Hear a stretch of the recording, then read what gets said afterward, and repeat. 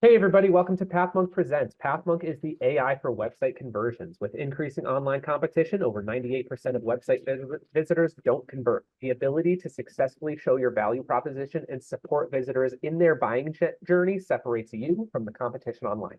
Pathmonk qualifies and converts leads on your website by figuring out where they are in the buying journey and influencing them in key decision moments with relevant micro experiences like case studies, intro videos, and much more. Stay relevant to your visitors and increase conversions by 50% by adding Pathmonk to your website in seconds, letting the artificial intelligence do all the work, and increase conversions while you keep doing marketing as usual. Check us out on pathmonk.com. Welcome back to Pathmonk Presents. Today we've got Jaymi Onorato from PlayPlay. Jaymi, how you doing today? I am doing great. I'm excited to be here. Thanks for joining the show. So today we're really excited to talk a little bit about PlayPlay. I know that it's kind of like a text to video SaaS tool that we're really looking forward to learning a little bit more about, and especially what you guys are doing from kind of like a growth and marketing perspective.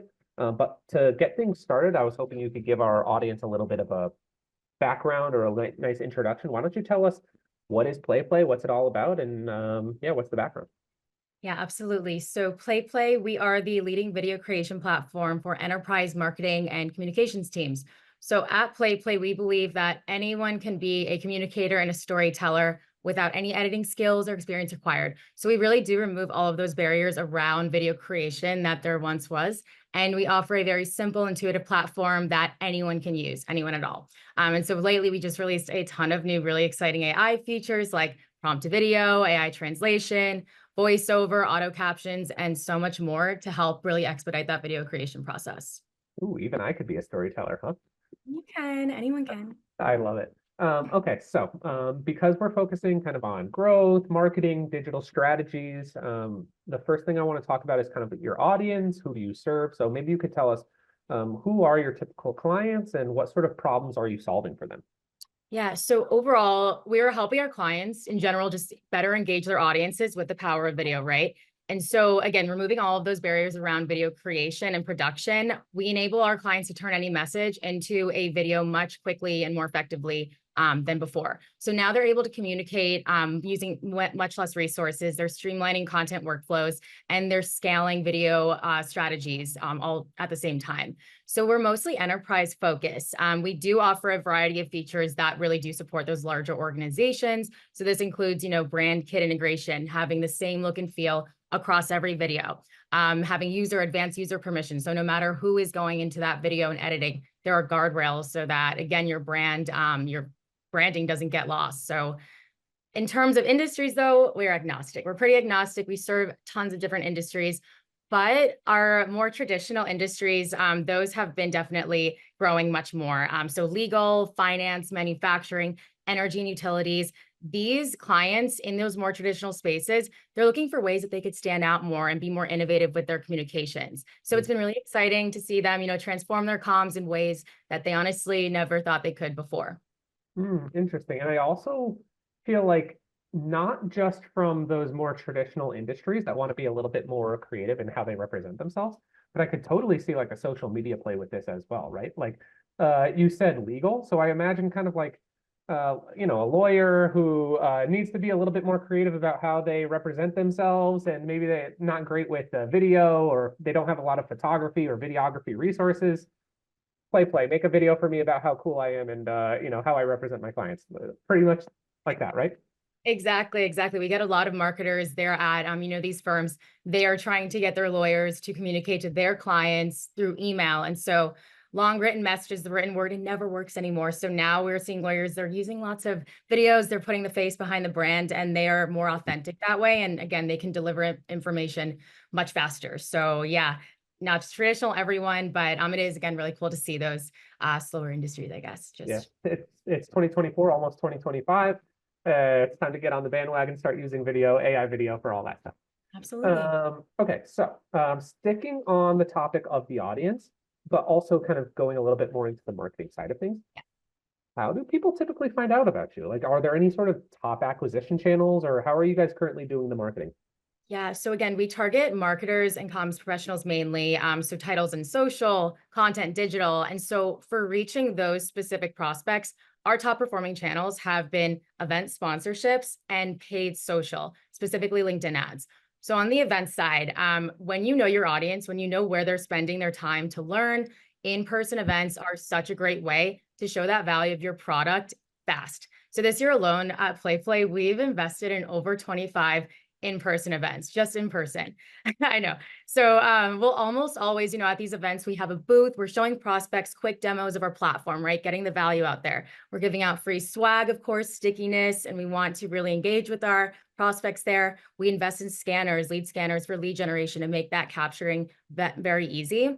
The old speaking sessions. So we'll bring clients on to join us, and we talk about the power of video and how they found success with PlayPlay. So this is by far our biggest acquisition, but just revenue generating channel that we've seen at PlayPlay.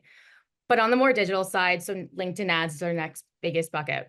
You can get so targeted down to the company size, the industry, the job title at PlayPlay. So we target decision makers, very higher seniority roles, and we can get very precise with that targeting. So 9 times out of 10, those folks, they're on LinkedIn.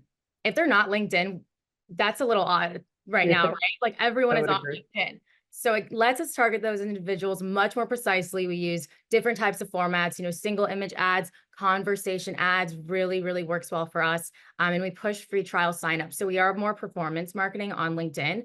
We don't, circulate tons of content, but we're growing our thought leadership now. So we will soon. But while it's expensive compared to other platforms, I know it is very pricey. We've seen so much success and it does work for us. So those are the 2 biggest buckets that we've seen. Yeah, if you know where your audience lives and you know where they are, like, by all means, go get them. Go get them. And speaking of kind of like these ads, ultimately it all redirects back to the website. You're looking to get conversions on the website, right? So with that being said, like what role does the website play in terms of your client acquisition? Are you treating it more as like let's say a client education tool, or more of like a really like a conversion optimization center? Yeah. So for anyone, websites are digital storefronts. So they're meant to educate always, and they're meant to drive interest for our product and conversions. So being a video creation platform, our website, it has to incorporate a lot of visual elements. So strong, bright branding to showcase the value and features of our platform. We have video templates that you can interact with, demo tutorials. So being very visual and product specific to convert is very important for our business. This year, though, we wanted to get more targeted and have more tailored content on our website to appeal to our top industries, and job titles. So we created a set of industry-specific and job function-specific solution pages with personalized messaging, use cases, testimonials, and so much more. And we've seen higher conversions on those pages. Makes sense. Of course, we use our website for thought leadership too. So this quarter, since onboarding our new content marketer, Brittany, shout out to Brittany, we've been able to focus on building out much more resources, like blogs, guides, webinars, of course. And this is an area that we're still working on improving. So our learning hub, just optimizing that, but definitely needs to educate, but drive interest for your product, especially in B2B. Awesome. And shout out to Brittany for sure. Okay. So I want to stay on the topic of websites a little bit more. Ultimately, like here at Pathmonk, we are 100% interested in conversions on websites. So we always love to hear what everyone else is doing and what sort of tools they're using. But maybe you can tell me, like, in terms of what you guys are doing for the PlayPlay website, are there any types of tips, methods, approaches that you guys have been doing lately to make sure that you're ensuring a great converting website? Yeah. So just a rule of thumb overall, a great website, easily found, and it delivers a smooth experience. You have to have those 2 elements. So it anticipates your users' questions ahead and gives them, relevant, timely information and resources to continue learning about that topic, right? It acts as a demand gen engine too. So understanding that every user is in a different part of their journey, you have to create an experience where no matter where they are, they're going to find exactly what they're looking for at that right time to push them even down the funnel. So what I've learned in PlayPlay, but also just, in B2B, being in the space, have social proof on your website. This is so, so big. So whether in B2B or B2C, you should always leverage your customer stories anywhere you can, especially on your bottom funnel pages, like pricing pages, contact pages, demo request pages. Could look like, just showing customer logos, for example, posting reviews and testimonials. If you're in B2B SaaS, get on G2, get on Capterra, get on TrustForge, SourceForge. All of those review generation websites are very, very worth it. So that I think is one of my biggest tips. Have social proof. We get reference, on client calls, say, I saw this customer on your website. It's really valuable. So try to get those reviews on there, any stories. But on the blog side, so having a blog that ranks for SEO, but also shows your brand as a thought leader, of course, and an expert in the space that you're in, especially as a newer brand. That's really, really critical for us as well. So giving very helpful resources, not being very promotional, of course, in that blog learning hub is important for us to stay top of mind. One tip I do very specifically recommend to, just based on recent initiatives that we've had. So we did more A/B testing this year on our website to increase conversions. So for example, earlier in the year, we did an entire rebrand. So we always were really enterprise focused, but we wanted this messaging to really reflect on our website. So on our homepage, we tried out two variations of copy on our hero. One had lots of keywords around enterprise, being more larger organizational focused. The other was just our original copy, very, general, vague. It wasn't really targeting anyone specifically. So we saw more clicks on our sign up page, higher time spent on the homepage, and a lower bounce rate. So nice test. We tested this over a few months. But another test we ran, now we're going on the forum side of your website. So we wanted to understand, where are organic visitors coming from? How are they hearing about us? We see they're coming in from a blog, maybe direct, they typed in our URL directly, but how did they hear about us? We wanted to dig into that a little more. So we added a question. It was a mandatory question on our sign up form. It said, how did you hear about PlayPlay? Gave them drop-down options instead of making them enter, just for it to be a little faster for them. And this actually gave us so much intel on where they were coming from. But we also noticed it didn't decrease page submission or form submissions at all. So it really didn't impact the conversions, but it just gave us much more insight into how our clients were finding us. So we thought that was a really cool test to do, and we're going to continue A/B testing. But I think sometimes A/B testing on websites gets neglected. So I would say always test. That's a really fast way to know what's working and what's not. Yeah, add new fields, new required information on form fills. Yeah, I'm taking a look at it now. Search engine, social, events, PlayPlay resources. Yeah, I think the form fill you guys created on here is really, really well done. And the branding looks great. I think whoever put this website together, you guys did a really, really good job. It looks great. Antoine and Arnold, if this is kept in, shout out to Antoine, Arnold, and all of global marketing. So they did a phenomenal job. It did take a long time because everything good takes a while, but yeah, it's awesome. Team effort for sure. Yes. So moving on, I want to talk a little bit less about PlayPlay as a business and a little bit more about Jaymi as the marketing and growth professional. And I'm a little curious, like, in terms of what your day-to-day work looks like, are there any specific tasks that you're typically focusing on? Is there any key people that you're typically meeting with on a regular basis? Like, what does a normal day, a normal week look like for Jaymi? Yeah, so I was recently promoted to Senior Growth Marketing Manager for the North American market here. Thank you. Thank you. So my role right now is really overseeing our paid and our partnership strategies. So a big focus in Q4 and moving on in 2025 has been expansion. So coming into PlayPlay, demand generation girl, I was really driving leads from the top all the way down to the funnel. Now, while I'm still doing that, I am focused on expanding our key accounts, right? So we're talking now ABM campaigns, we're talking client referral campaigns. I am getting now down to the customer. I really want to understand them to the bones. So that's been my focus lately. I am meeting with sales daily. I'm meeting with ops daily. I am also meeting with our freelance designer very frequently. So I have support there for my campaigns, but it's a lot of strategy right now. But like every marketer, or most marketers, especially at scale ups, I still wear a lot of hats. I still execute. So the day is involving, managing paid media campaigns like LinkedIn. Again, that's one of our biggest buckets. So I'm in there optimizing a lot. Campaigns like LinkedIn. We also have a lot of sponsored content. So initiatives like webinars. I've been speaking on webinars a lot lately. So I help coordinate those partnerships and find new partnerships. And I work closely again with sales, but on converting our inbound leads. So lots of sales enablement, lots of trainings and processes that we're developing with them. And of course, reporting on every campaign and large initiative that I touch. So a lot of strategy and execution combined, but it makes the job really fun and exciting every day. Awesome. That does sound exciting. It sounds like a lot, and congratulations on the promotion. But it does sound awesome. And it sounds like you probably have a lot of your hands full with attribution, making sure all of the information is coming from all the different places all together.